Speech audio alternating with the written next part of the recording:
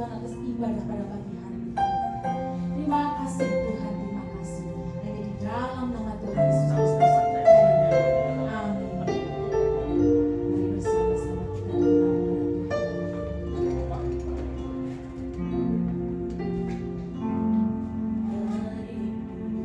Tuanku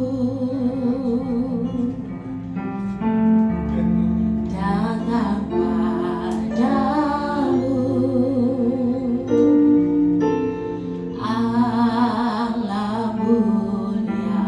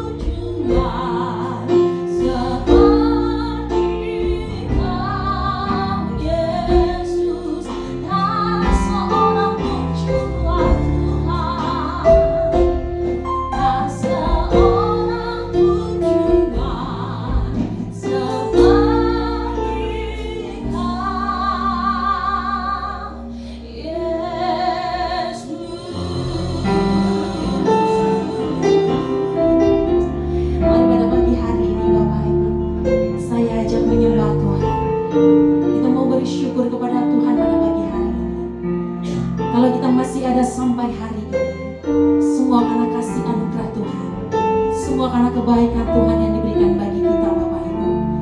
Mari bersama-sama pada pagi hari ini nyatakan syukurmu kepada Tuhan, bawa ucapan syukurmu kepada Tuhan. Dia Tuhan Allah kita yang baik, Dia Tuhan Allah kita yang mulia. Kasih-Nya sungguh besar bagi setiap kita Bapak Ibu. Mari kita sembah Tuhan, kita sembah Tuhan pada pagi hari ini.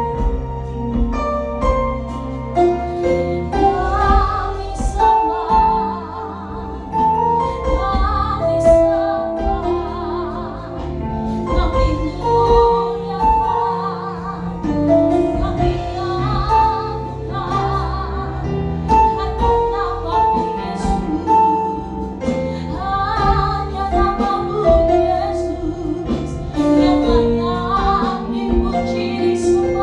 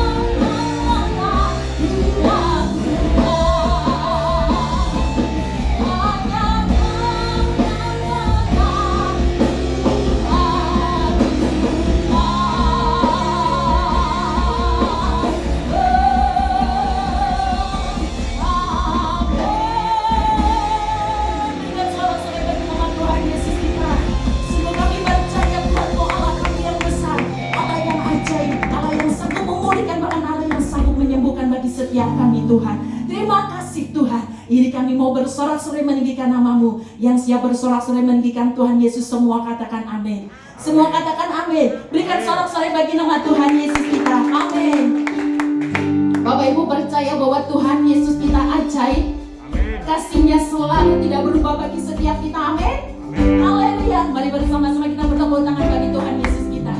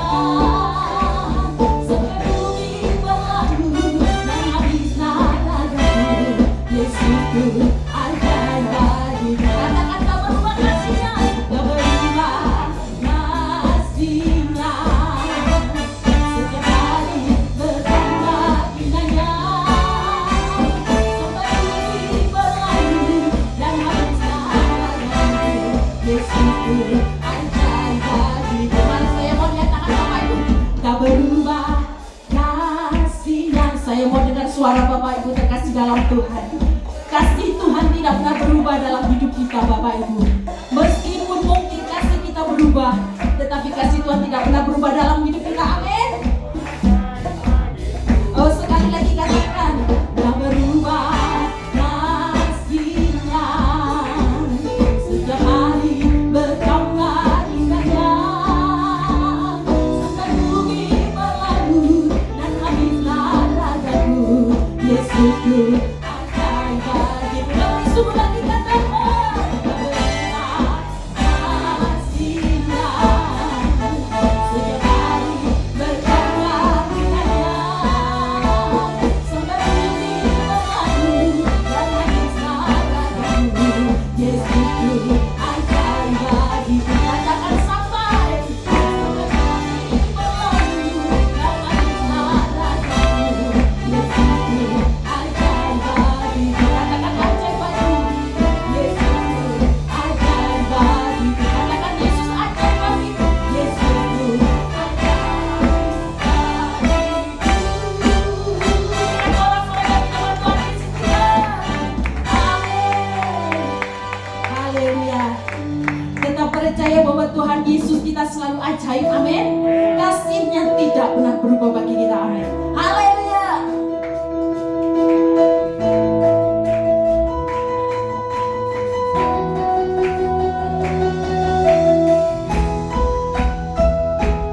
Kami bersyukur punya Allah seperti Engkau Tuhan. Allah yang penuh kasih, Allah yang begitu mengasihi setiap kami Tuhan. Mainan kebesaran-Mu yang tak tanding kekuatan-Mu Tuhan.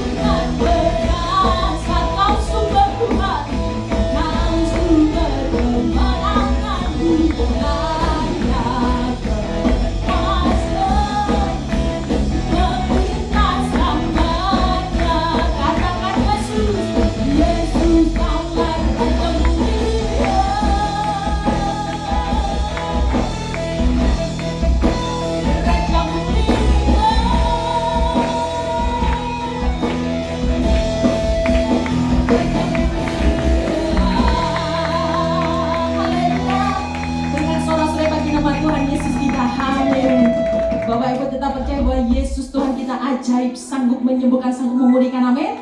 Amin. Sebelum Bapak Ibu duduk, katakan, Yesus sanggup memulihkan dan menyembuhkan. Amin. Silakan duduk Bapak Ibu terkasih dalam Tuhan. Oh, terima kasih Tuhan Yesus.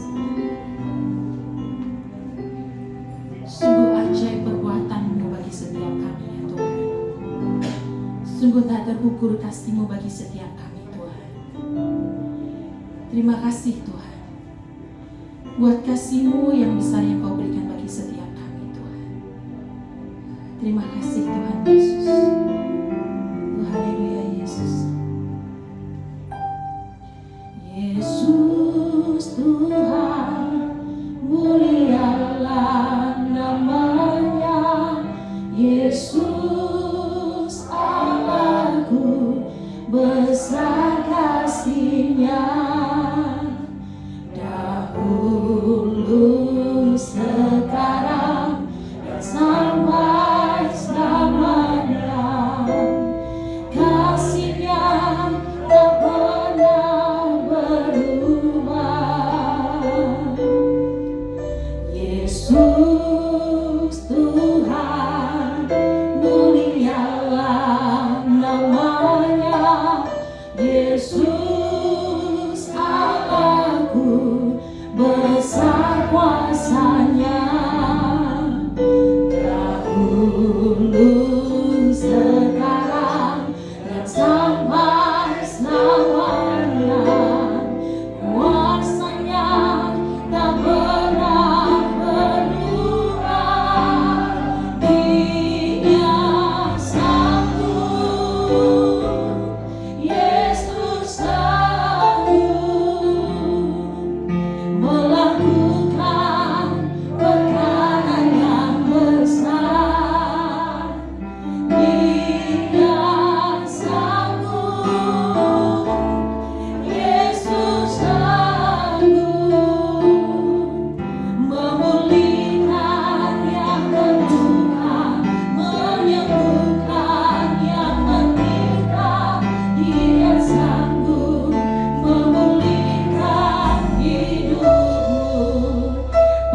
Tuhan Yesus sanggup memulihkan dan menyembuhkan Bapak Ibu. Bersama-sama kita pujikan.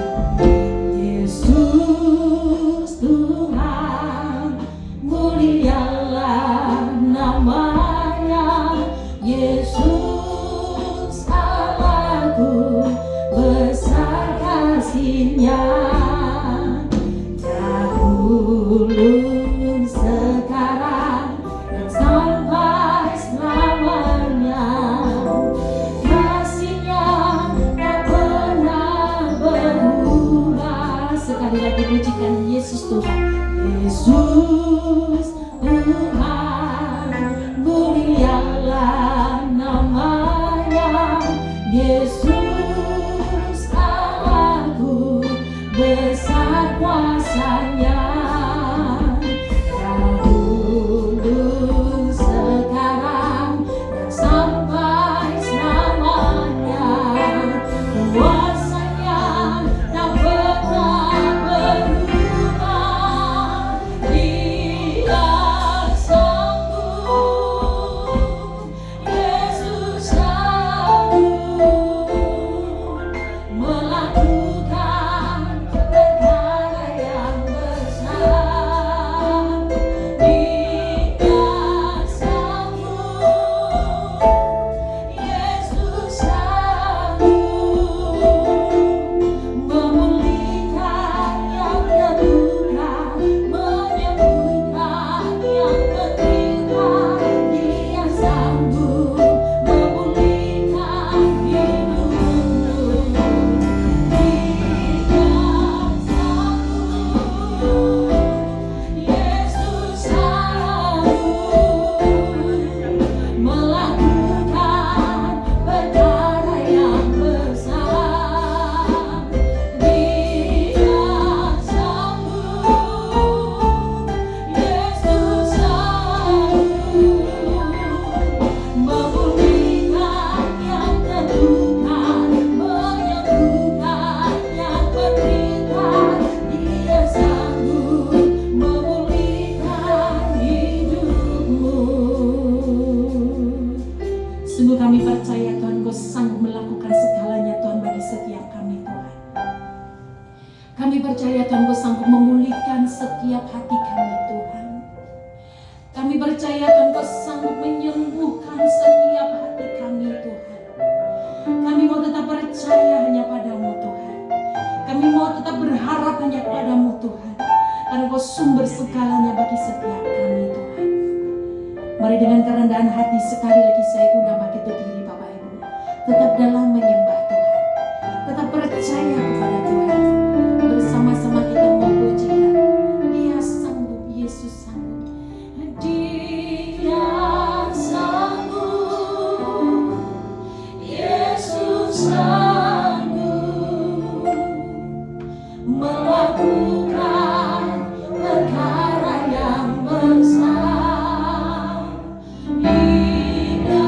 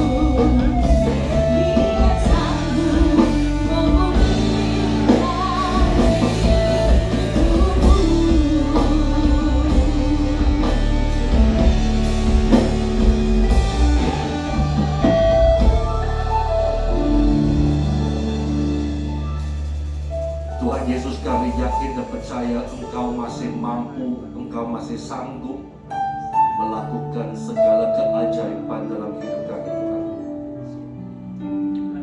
Kami juga yakin dan percaya oleh kemampuan dari Engkau kami bisa hadir di sini. Oleh kasih karunia-Mu kami bisa hadir di sini. Dan kami ingin mendengarkan firman-Mu, Tuhan. Bicaralah kepada setiap kami melalui firman-Mu, sehingga setiap kami bisa menjalankan hidup kami bersama-sama dengan Engkau menurut firman-Mu, Tuhan. Bicaralah kepada kami, setiap kami secara masing-masing, secara pribadi.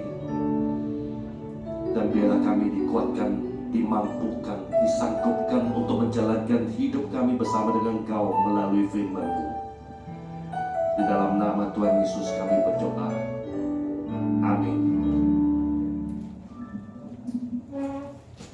Shalom. Selamat pagi. Saya pertama kali ke sini. Malah banyak yang saya tidak kenal. Yang menghubungi saya pun saya tidak kenal. Yang menghubungi saya itu Bu Cindy. Bu Cindy, oh Bu Cindy. Ya. Salam kenal Bu Cindy. Kata orang Indonesia, kalau tidak kenal maka tidak akan disayang. Saya juga mau disayang, jadi saya ingin memperkenalkan diri saya.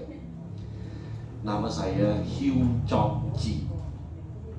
Nah ini mulai bingung nih karena mendengar nama seperti ini.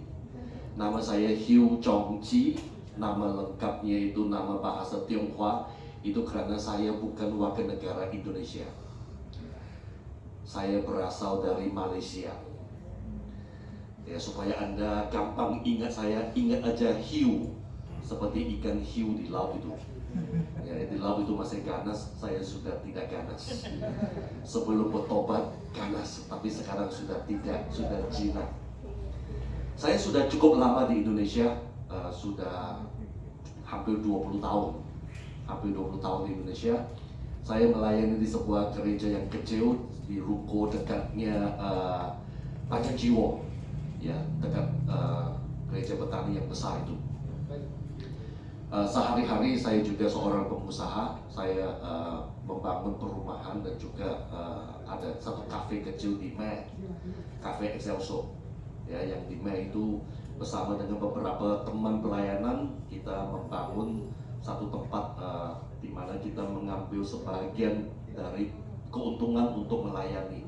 Ya, itu sedikit perkenalan mengenai saya.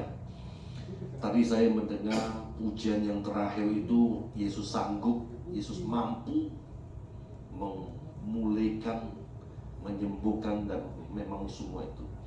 Sebelum saya mulai, saya ingin bertanya, apakah Anda sedang mengalami satu pergumulan? Apakah Anda sedang mengalami satu persoalan, tantangan hidup? Saya pernah mendengar seorang hamba Tuhan mengatakan, selagi kita ini masih hidup, kita pasti akan mengalami persoalan, masalah. Di Surabaya ini, yang saya tahu, ada 2 tempat kalau kita masuk ke sana, persoalan selesai. Yang pertama katanya namanya Kembang Kuning. Yang kedua Keputih. Kalau kita masuk ke 2 tempat itu, persoalan untuk kita selesai, tapi bisa-bisa kita meninggalkan persoalan kepada orang lain. Saya ingin berkata dengan bahwa Yesus memang sanggup dan mampu memulihkan, menyembuhkan. Tapi seringkali kita berdoa minta persoalan, masalah, pergumulan itu dibereskan oleh Yesus, tapi sepertinya tidak terberes. Mau menyelesaikan persoalan dalam hidup kita sebenarnya sangat-sangat simpel. Kalau kita mengalami persoalan karena dari kesalahan, dosa yang kita lakukan, persoalan yang kita hadapi itu adalah akibat dari dosa, kesalahan yang kita lakukan, solusinya sangat simpel. Bertobatlah. Sebaliknya, kalau kita mengalami masalah karena kita kita melakukan kebenaran, menjadi murid Kristus, melakukan sesuai dengan firman Tuhan, tetap mengalami masalah, maka kita bersyukur. Kita mengalami masalah, kita sebagai murid Kristus diberi masalah, kita bersyukur. Jadi simple. Tapi yang saya ingin bicarakan hari ini, ada waktunya Tuhan izin persoalan masalah tetap di dalam hidup kita. Bukan Tuhan tidak mampu bereskan, tapi Tuhan ingin pulihkan kita. Kalau Tuhan mau ubahkan situasi kondisi, sangat-sangat simple. Tapi kadang-kadang, bahkan sering Tuhan mau ubah kita itu yang susah. Tuhan mau ubah kita, kita keras kepala, tidak mau berubah. Tuhan tetap izinkan persoalan, masalah, pergumulan, supaya kita yang dikatakan pujian tadi itu dipulih, itu bisa berubah. Saya ingin berkata bahwa kita ini adalah hasil dari kasih karunia. Setuju? Amin. Bisa bantu saya buka Efesus pasal 2 ayat 8. Efesus pasal 2 ayat 8. Saya ingin bicara tentang pemulihan, tapi bukan pemulihan dari masalah, tapi pemulihan dari karakter kita. Bagaimana kita bersikap, bagaimana kita berperilaku, itu adalah ekspresi dari karakter kita. Efesus pasal 2 ayat 8 dan ayat 9. Sebab karena kasih karunia kamu diselamatkan oleh iman. Iman itu bukan hasil usahamu, tetapi pemberian Allah. Ayat 9. Itu bukan hasil pekerjaanmu, jangan ada orang yang memegahkan diri. Paulus mengatakan di sini, kita ini diselamatkan oleh kasih karunia, bukan oleh perbuatan. Kita diselamatkan oleh iman kita, bukan oleh tindakan kita. Tapi kalau Anda melihat lanjutannya di ayat 10, iman dan ini tidak berhenti di sini di ayat Efesus ayat 2:10. Karena kita ini buatan Allah, diciptakan dalam Kristus Yesus untuk melakukan pekerjaan baik yang dipersiapkan Allah sebelumnya.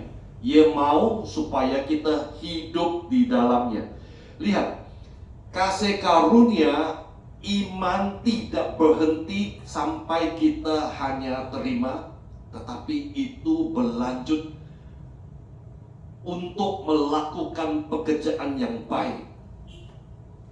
Kalau seorang yang mengatakan sudah menerima kasih karunia, tetapi tidak ada pekerjaan yang baik, tidak ada perbuatan yang baik, tidak ada karya yang baik, tidak ada perubahan karakter yang sesuai dengan firman Tuhan, saya meragukan dia sudah menerima kasih karunia.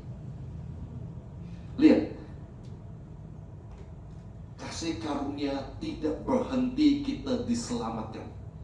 Kita mendapat keselamatan itu dibuktikan atau memiliki manifestasi bahwa kita ini melakukan pekerjaan yang baik, perbuatan yang baik.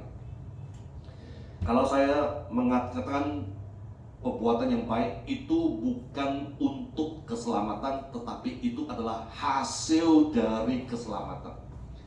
Kasih karunia selalu menghasilkan perbuatan, pekerjaan, atau karakter yang baik. Bisa lihat Titus pasal 2 ayat 11. Titus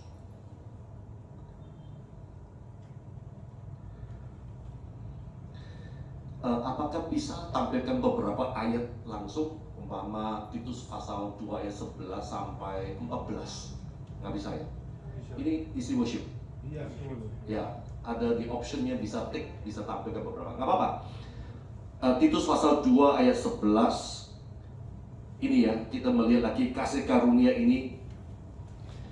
Karena kasih karunia Allah yang menyelamatkan semua manusia sudah nyata.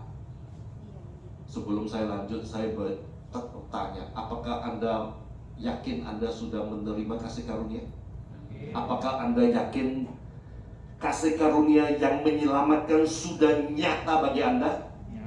Amin. Lanjut di ayat 12. Ia mendidik kita. Boleh saya bertanya, apa kata ia itu? Ia ini merujuk kepada apa? Dari bahasa Indonesia yang saya belajar, ayat 11 itu mengatakan, karena kasih karunia Allah yang menyelamatkan semua manusia sudah nyata. Ayat 12, ia mendidik. Menurut saya kata ia itu merujuk kepada kasih karunia. Setuju? Bahasa Indonesianya, kasih karunia mendidik kita supaya kita meninggalkan kefasikan dan keinginan-keinginan duniawi, dan supaya kita hidup bijaksana, adil, dan beribadah di dalam dunia sekarang. Lihat, setelah kita mendapat kasih karunia yang dinyatakan dalam hidup kita, kasih karunia ini akan mendidik kita bagaimana kita menjalankan hidup kita.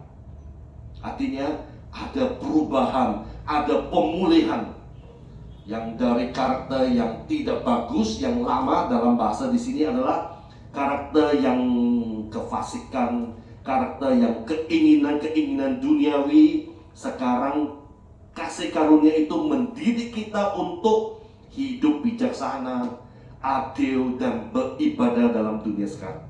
Lihat, kasih karunia selalu mengajar bagaimana kita menjalankan hidup kita. Sekali lagi, bagaimana kita bersikap, bertingkah, berkelakuan, itu adalah ekspresi dari karakter kita. Dan saya yakin dan percaya Tuhan selalu mau mengubah karakter kita, dan seharusnya kita semakin hari semakin menjadi serupa dengan Kristus. Yang jelek, yang lama-lama itu semakin hari dihilangkan. Karena kasih karunia mendidik kita. Nah, kalau kita melihat di ayat 13, itu adalah dasar kita menjalankan kehidupan kita dengan menantikan penggenapan pengharapan kita yang penuh bahagia, menyatakan kemuliaan Tuhan yang maha besar dan juru selamat kita, Yesus Kristus. Kita sebenarnya sedang mengharapkan kedatangan Tuhan Yesus yang akan menyatakan kemuliaannya, di mana kita juga akan dimuliakan bersama-sama dengan Dia. Yang paling hebatnya adalah di ayat 14, yang telah menyerahkan dirinya bagi kita untuk membebaskan kita dari segala kejahatan. Lihat, kasih karunia yang kita dapatkan itu akan membebaskan kita dari segala kejahatan. Bukan kejahatan yang di luar dunia, tapi kejahatan yang mungkin kita lakukan. Dan untuk menguduskan bagi dirinya suatu umat. Kita diselamatkan, diberi kasih karunia untuk meninggalkan kejahatan, dan dikuduskan bagi dirinya. Kita diselamatkan bukan untuk diri kita sendiri, tapi kita diselamatkan, diberi kasih karunia untuk menjadi miliknya, suatu umat kepunyaannya sendiri, kepunyaan Kristus sendiri. Dan kalimat yang terakhir, yang rajin berbuat baik. Jadi perbuatan kita adalah hasil dari kasih karunia. Ketika seseorang tidak ada perbuatan yang baik, yang benar sesuai dengan firman Tuhan, saya meragukan orang itu sudah mendapat kasih karunia. Karena kasih karunia, perbuatan yang baik, perbuatan yang benar, itu membuktikan kasih karunia yang sudah dia terima. Ketika Paulus berbicara tentang kasih karunia di sini, dia tidak sedang berbicara tentang kasih karunia itu, perbuatan yang baik itu untuk mendapatkan keselamatan. Justru karena sudah mendapatkan keselamatan, mendapatkan kasih karunia, buktinya Apa? Bukti kita sudah mendapatkan kasih karunia adalah melalui karakter kita. Setuju? Jadi orang-orang Kristen yang baik, yang melakukan sesuai firman Tuhan itu adalah wajar, bukan satu peraturan kewajiban, tapi melakukan sesuai firman Tuhan, melakukan baik itu adalah sesuatu yang wajar. Justru ketika orang Kristen tidak melakukan semua itu yang tidak wajar. Jadi kasih karunia selalu berakhir dengan perbuatan atau pekerjaan atau perubahan karakter. Selalu. Jadi kalau saya sedang bicara tentang perbuatan ini, saya tidak bicara tentang perbuatan untuk menghasilkan keselamatan, tetapi saya sedang bicara tentang perbuatan pekerjaan yang baik itu adalah hasil dari keselamatan yang kita miliki. Itu adalah bukti bahwa kita adalah murid Kristus. Itu adalah bukti bahwa kita adalah milik Kristus. Dan Tuhan bisa memakai segala cara, bisa melalui persoalan, masalah, tantangan dalam kehidupan untuk mengubahkan karakter kita. Semua orang Kristen di sini, apakah Anda tahu kata Kristen itu mulai dipakai kapan?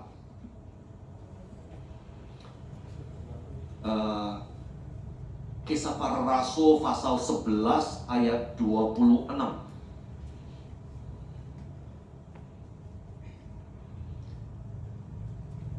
Ya, mereka tinggal bersama-sama dengan jemaat itu 1 tahun lamanya, sambil mengajar banyak orang.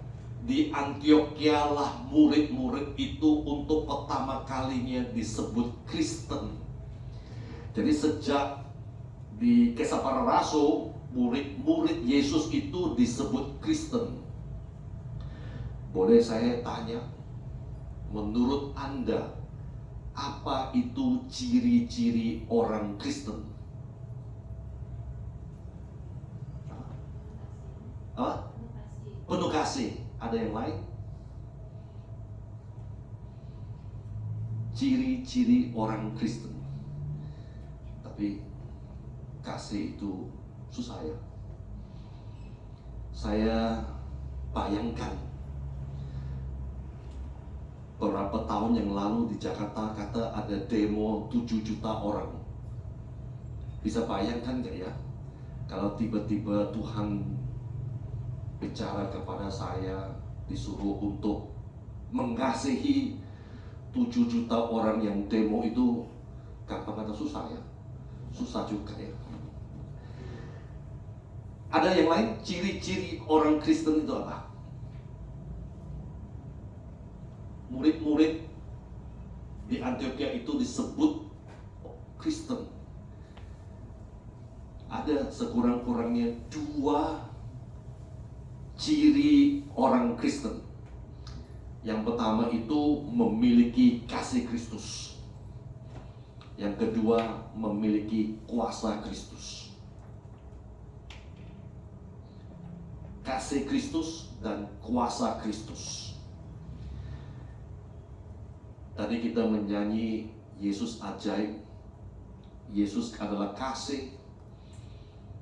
Pertanyaannya, apakah kita sebagai muridnya, kita yang dikata sebagai orang Kristen memiliki kasih? Tadi pemimpin pujian mengatakan susah ya melakukan kasih. Saya juga setuju. Susah juga melakukan kasih. Apa itu kasih? Apa itu kasih?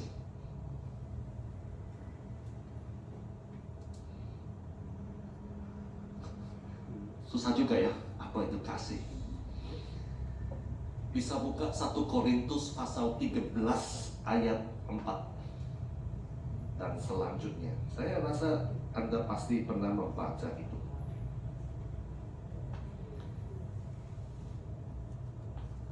Kasih itu sabar. Saya masih ada kata dalam bahasa Indonesia yang nggak bisa, lidah saya nggak bisa, seperti sabar, are-nya saya nggak bisa ya. Tapi bahasa Indonesia saya sudah lumayan bagus ya. Anda bisa mengerti kan? Ya. Teman-teman sepelayanan saya mengatakan bahasa Indonesia saya sudah lumayan bagus. Saya kata nyanyian saya juga bagus, tapi lebih bagus jangan menyanyi. Kacau semua, false. Lihat, kasih itu sabar, kasih itu murah hati, ia tidak cemburu, ia tidak memegahkan diri dan tidak sombong. Ayat berikutnya. Ia tidak melakukan yang tidak sopan dan tidak mencari keuntungan diri sendiri. Ia tidak pemarah dan tidak menyimpan kesalahan orang lain. Ayat ke-6. Ia tidak bersukacita karena ketidakadilan, tetapi karena kebenaran. Ia menutup segala sesuatu, percaya segala sesuatu, mengharapkan segala sesuatu, sabar menanggung segala sesuatu. Kasih tidak berkesudahan, nubuat akan berakhir, bahasa roh akan berhenti, pengetahuan akan lenyap. Paulus memberi definisi apa itu kasih dari ayat 4 sampai ayat yang ke-7. Kasih ini tadi pemimpin pujian mengatakan susah untuk dilakukan. Kenapa susah?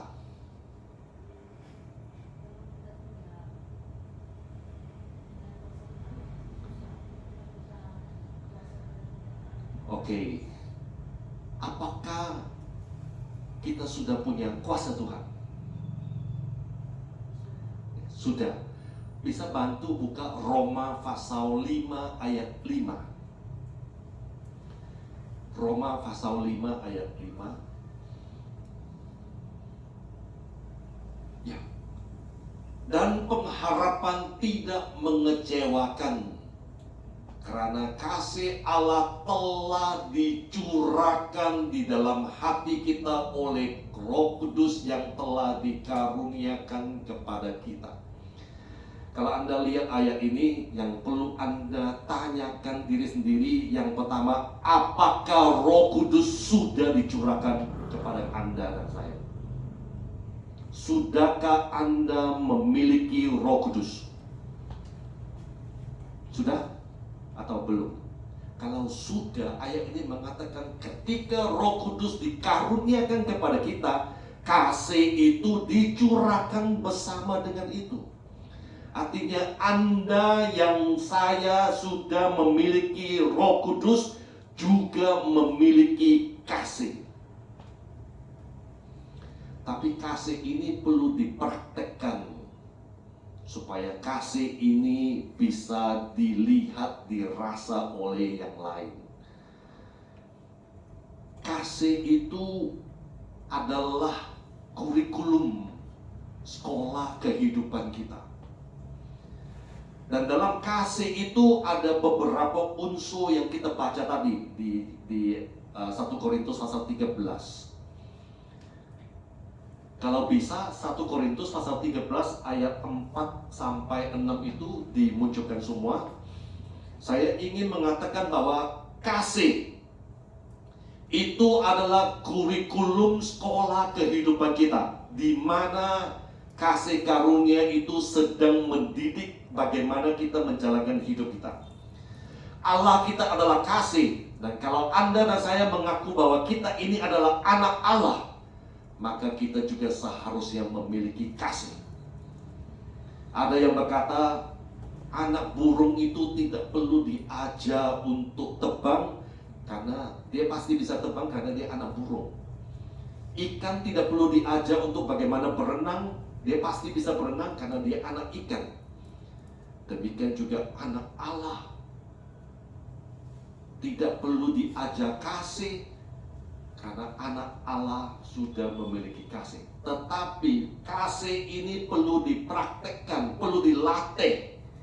supaya kita bisa menjalankan kasih ini. Nah, kata kasih ini, ya, tapi sebelum saya lanjutkan, saya ingin bertanya, apakah Anda mau menjalankan satu perubahan dalam hidup Anda? Maukah Anda mengambil kasih ini sebagai kurikulum mata kuliah, bukan mata kuliah, kurikulum, supaya hidup Anda berubah? Saya ingin menjadikan unsur-unsur dalam kasih itu sebagai mata kuliah. Coba diperhatikan, kasih itu sabar, murah hati, tidak cemburu, tidak memegahkan diri, tidak sombong, tidak melakukan tidak sopan, tidak mencari keuntungan diri sendiri, tidak pemarah, tidak menyimpan kesalahan orang lain, tidak bersukacita karena ketidakadilan.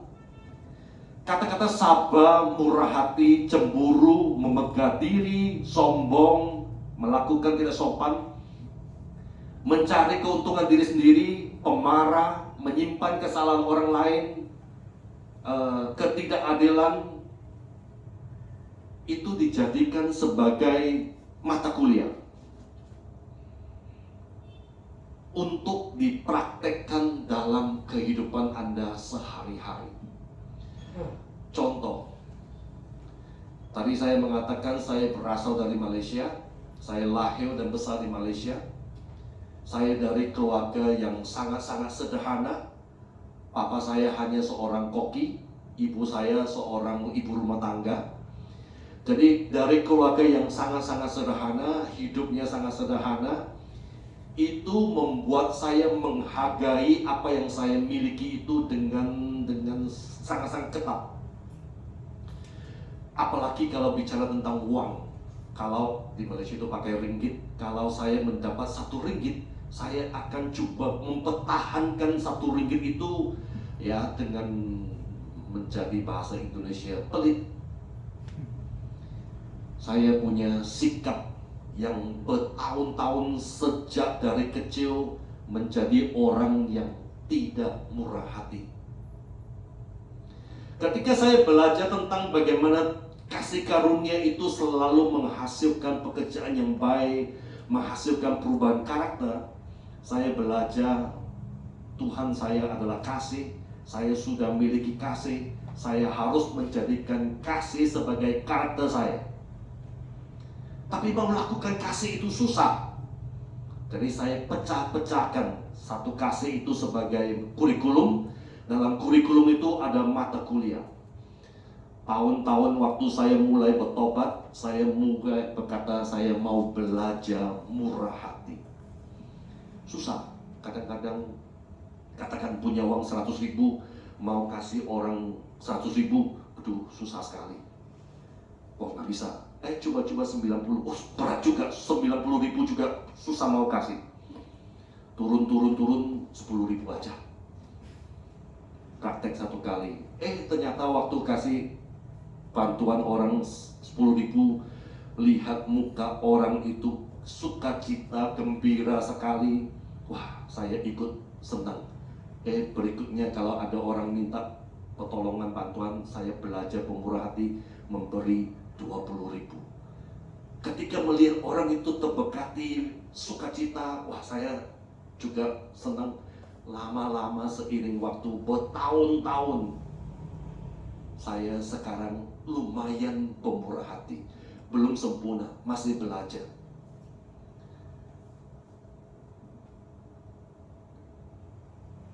Yang ini tidak mencari keuntungan sendiri, tidak pemarah, tidak menyimpan kesalahan orang lain. Saya rasa itu semua adalah karakter-karakter manusia kita dalam dunia ini. Tapi firman Tuhan mengatakan kita ini perlu belajar dan berubah, dan semakin hari semakin serupa Kristus yang adalah kasih itu. Maka kita perlu praktek satu persatu. Saya tidak tahu saya akan datang ke sini lagi atau tidak. boleh saya meninggalkan pekerjaan rumah untuk Anda? Hari ini kalau Anda mau Tuhan pulihkan hidup Anda, kalau Anda mau Tuhan mengubahkan karakter Anda, saran saya, jadikan kasih ini sebagai kurikulum sekolah kehidupan Anda. Kalau kita mau melakukan semua ini sekaligus, saya rasa seperti katanya berat. Silakan Anda lihat ayat-ayat di sini dan pilih unsur-unsur dalam kasih itu. Kalau saya waktu dulu pertama kali pilih murah hati, dan saya mempraktekkan murah hati dalam kehidupan saya. Saya nggak tahu Anda itu apa. Silakan kalau Anda mau Tuhan ubahkan karakter Anda, mungkin Anda bisa pilih salah satu. Kalau Anda hari-hari ini mengatakan saya ini orangnya kurang sabar, saya mau belajar sabar sebagai salah satu unsur kasih, sebagai sudah menerima kasih karunia, dan kasih karunia ini sedang mendidik bagaimana saya menjalankan hidup saya mau praktek kasih.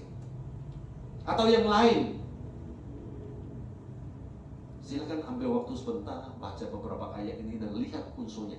Ada mata kuliah sabar, ada mata kuliah murah hati, ada mata kuliah tidak cemburu, ada tidak memegah diri, tidak sombong, tidak melakukan yang tidak sopan, tidak mencari keuntungan diri sendiri, tidak pemarah, tidak menyimpan kesalahan orang lain. Ini tidak menyimpan kesalahan orang lain. Dari pengalaman saya, biasanya istri-istri. Kesalahan khususnya saya, kesalahan saya yang sudah bertahun-tahun lalu, kadang-kadang istri saya masih ingat. Menyimpan kesalahan saya itu lama sekali. Ini adalah fakta dalam kehidupan, bukan sesuatu yang perlu disembunyikan. Tapi kita belajar.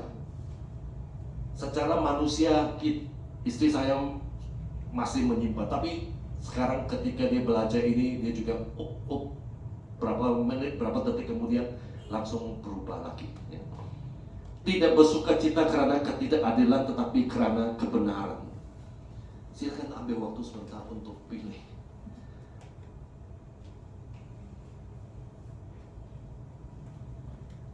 Boleh saya bertanya, pemimpin pujian pilih mata kuliah apa?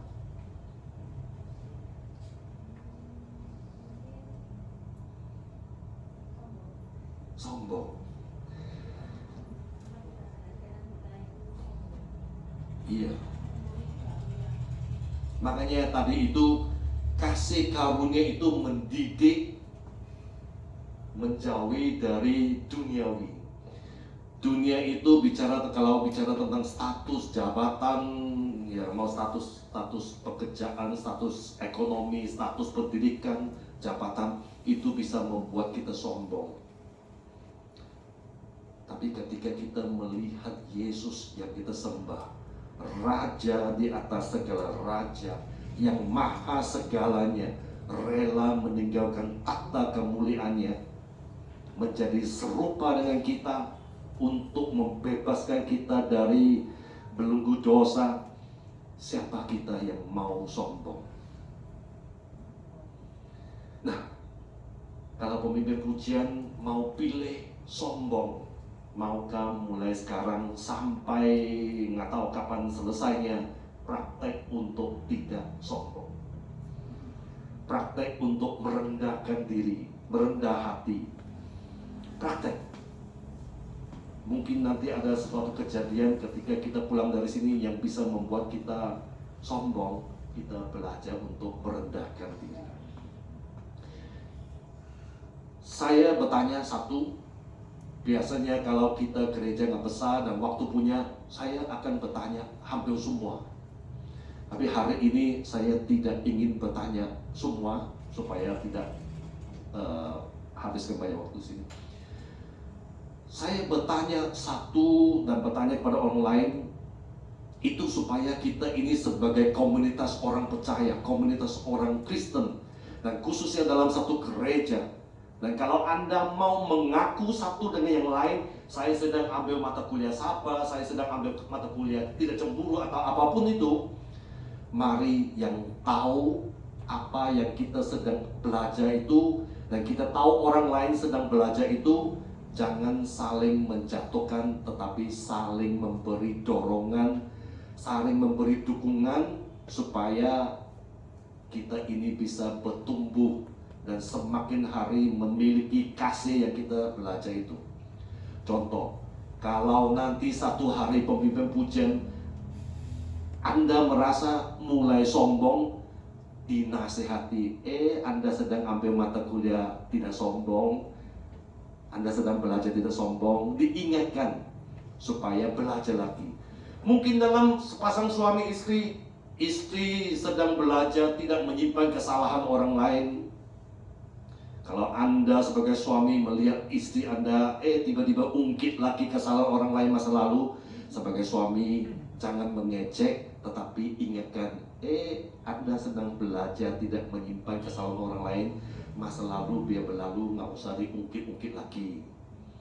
Sebaliknya, kalau seorang suami sedang belajar untuk tidak menjadi, katakanlah, pemarah, tiba-tiba karena sesuatu hal dia marah, meledak-ledak, yang istri di rumah bisa ingatkan, Anda sedang belajar untuk tidak menjadi seorang pemarah. Ingat itu, jangan gagal, lanjutkan terus, tidak marah. Semua persoalan itu bisa selesaikan dengan baik-baik, tidak perlu marah-marah. Itu untuk saling mendukung. Mau dilakukan? Tadi saya mengatakan saya tidak tahu kapan saya akan kesini lagi, bahkan saya tidak tahu apakah saya ada kesempatan kesini lagi. Karena kita tidak tahu bagaimana kehidupan saya besok, kehidupan Anda besok. Tapi saya yakin dan percaya, kasih karunia yang dicurahkan kepada kita itu tidak berhenti sebagai kasih karunia kado yang terbaik, tapi kasih karunia yang dicurahkan kepada kita supaya kita mengalami perubahan hidup, supaya kita menghasilkan pekerjaan perbuatan yang baik yang sama-sama menjadi manfaat, menjadi berkat untuk orang lain. Dan semua itu dimulai dari diri kita sendiri, dengan kita menjalankan satu perubahan. Dan hasil dari kita diskusi, ngobrol-ngobrol ini, kita mensetuju bahwa Allah adalah kasih, Yesus adalah kasih. Maka kita sebagai muridnya, sebagai pengikutnya, sebagai orang Kristen, apakah itu sebagai anak Tuhan, kita juga layak mempunyai kasih. Dan kasih, karena kasih ini memiliki banyak unsur, kalau kita mau melakukan semua itu susah, berat, maka kita pecahkan satu-satu dan mempraktekkan satu persatu sampai semuanya menjadi utuh. Kita tidak pemarah, tidak sombong, kita semua itu menjadi utuh. Kapan selesainya, saya tidak tahu. Apakah ada wisuda? Menurut saya ada. Sekolah kehidupan selalu akan ada wisuda. Tapi itu bukan diwisudakan oleh manusia. Ketika karakter kita sudah diubahkan Tuhan, yang sudah sesuai dengan Tuhan, sudah menjadi serupa dengan Kristus, tugas kita di dunia ini selesai, kita akan diwisudakan di surga. Saya rasa kalau kita mengalami perubahan ini, kita mengalami kasih ini, kita menunjukkan bahwa kita ini memiliki kasih ini, kita bahasanya bagaimana ya? Kita secara manusianya memang ingin pujian dan kehormatan dari manusia. Tapi saya rasa kita lebih ingin dipuji, dihormati Yesus. Bisa bayangkan ketika kita berada di surga bersama dengan Kristus, Yesus berkata kepada kita, saya adalah kasih, dan Anda sudah mempraktekkan kasih, Anda luar biasa dan saya wisudakan Anda. Anda lulus kasih yang saya beritahu kepada Anda. Pasti kita akan sangat-sangat terhormat ketika itu dikatakan Yesus. Saya ingin menutup.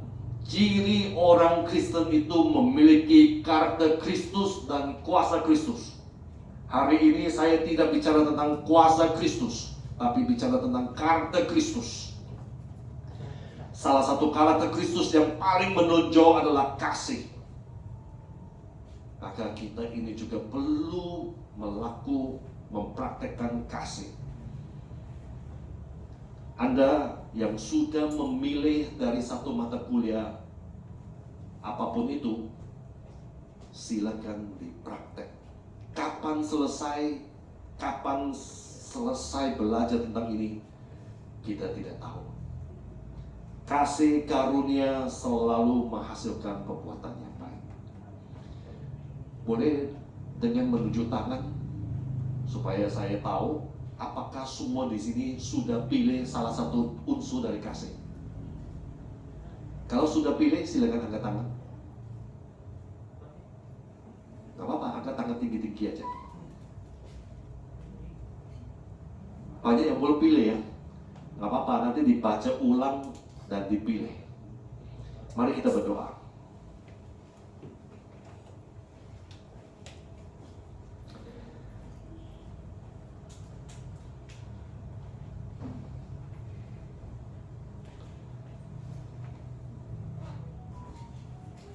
Saya ingin Anda tunduk kepala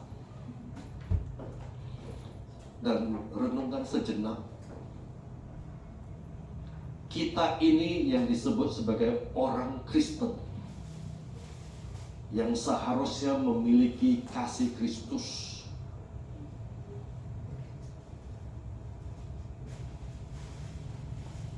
Saya ingin Anda merenungkan, menurut Anda kira-kira orang awam di sana itu melihat Anda, apakah mereka melihat kasih Kristus dalam diri Anda?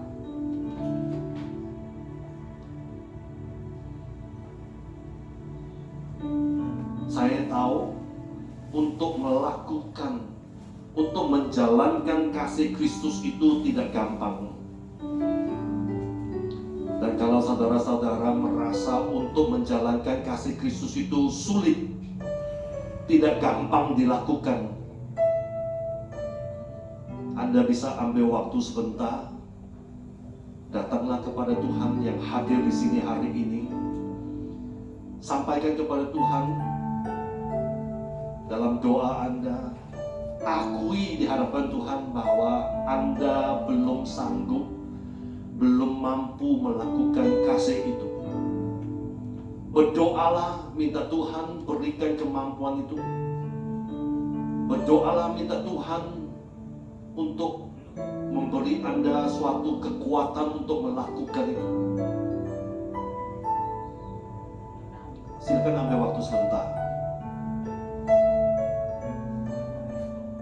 Mungkin Anda adalah seorang yang tidak sabar. Berdoalah, minta Tuhan berikan kesabaran. Mungkin Anda seorang yang punya emosi yang meledak-ledak.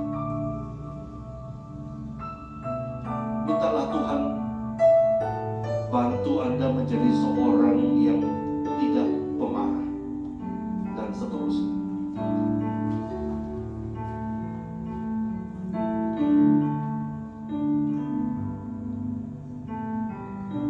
Bapa yang di surga, inilah umat kepunyaan-Mu yang Engkau kuduskan, yang Engkau curahkan kasih karunia. Dan pagi hari ini kami bersyukur, kami mau berterima kasih karunia yang Engkau curahkan kepada setiap kami. Tetapi pagi hari ini kami belajar, kasih karunia yang dicurahkan itu tidak berhenti di sini, tetapi kasih karunia yang dicurahkan itu mendidik bagaimana kita menjalankan hidup kita. bagaimana kasih karunia ini mendidik kita untuk menjadi serupa dengan Kristus Tuhan. Bapa yang di surga, memang setiap kita ini yang hidup dalam daging masih seringkali melakukan kesalahan, sering melakukan sesuatu yang tidak sesuai dengan firman-Mu. Bapa, kami perlu pertolongan dari Engkau. Kami perlu Engkau. Kami sangat-sangat membutuhkan Engkau untuk memulai setiap kami, khususnya karakter kami. Kami berdoa dan kami memohon, ajarlah kami, biarlah kami setiap hari kami bisa belajar, kami bisa mempraktekkan sehingga kami semakin hari semakin serupa dengan Kristus. Sehingga bukan pujian-pujian dari manusia yang kami inginkan, tetapi kami ingin pada akhirnya Engkau sendiri yang mengatakan bahwa kami ini sudah baik dan benar sesuai dengan keinginan-Mu Tuhan. Inilah kami, anak-anak-Mu. Di dalam kehidupan kami masih mengalami persoalan, masalah, tantangan Tuhan. Ada waktunya kami tidak sanggup, kami tidak mampu untuk membereskan segala persoalan, masalah dalam hidup kami. Kami yakin dan percaya Engkau adalah Allah yang baik, Bapa yang baik. Engkau sanggup, Engkau adalah Allah yang ajaib. Engkau sangat-sangat mampu membereskan seluruh situasi kondisi dalam hidup kami Tuhan. Tapi pagi hari ini kami juga belajar, Engkau tetap izinkan semua persoalan masalah dalam hidup kami, supaya kami ini belajar untuk berubah, belajar untuk mengubahkan karakter kita. Bapak, ketika kami mengalami persoalan masalah, kami mau berdoa, sekali lagi berikan kami kekuatan, berikan kami pengajaran, berikan kami pendidikan bagaimana kita bisa menyelesaikan persoalan masalah yang kami hadapi itu.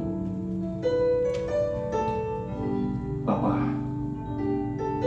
sertai setiap kami yakin dan percaya, ketika kami keluar dari gereja, kami mulai mempraktekkan apa yang kami belajar. Kami mulai mempraktekkan kasih. Kami mau bersyukur, berterima kasih untuk kesempatan mempraktekkan belajar itu. Ketika kami jatuh, kami gagal, mohon Tuhan. Dan kami mau berterima kasih ada teman-teman keluarga yang akan mengingatkan kami, mendukung kami, memberi dorongan, memberi semangat supaya kita tetap maju, tetap mempraktek dan menjalankan kasih ini Tuhan. Inilah doa kami